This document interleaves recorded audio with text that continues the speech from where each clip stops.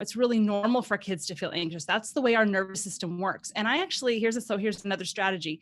Teach kids to talk to their brains. I know that sounds really silly, but this is a version of name it to tame it, which is the second strategy in the whole brain child, where we actually tell the story of what's happening. Like, we're going to school and here's what's going to happen during school. So you talk about the facts, then we talk about the feelings.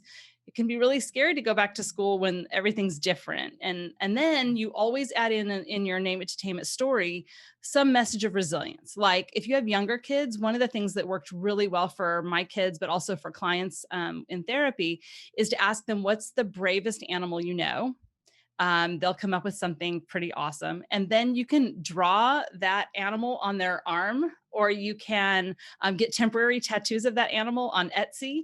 And then you can have that be part of the story. You can write the story down if you want to, or you don't have to, and say, when you're at school and you're feeling nervous, you can look at your tattoo and remember you are brave, and that mom and dad will pick you up in just a few hours, and your teacher will always help you if you need it. So you always have some sort of message or strategy of resilience. So that's really helpful. But I think the talking to our kids' brains, like, here's what I would teach. Here's how I would coach my kid.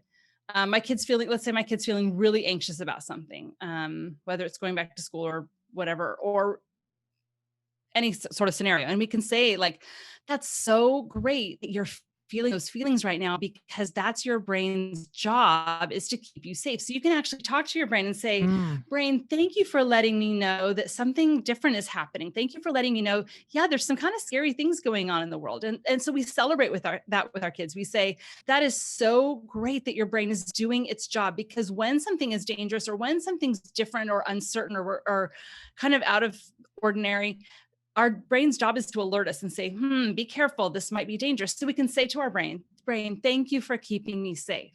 And then you can tell your brain, but I've got this. I can be safe because I know I'm wearing a mask, or I can be safe because my mom has told me it's safe. So you can relax a little bit, and I don't need you to be worried anymore right now. So really just teaching them, it's honoring the feelings instead of distracting the feelings, but giving them also this sense that we can do repeatedly, so that it becomes built into who they are, that they are not victim to their emotions or their circumstances, that they have this incredibly powerful mind that they have influence over.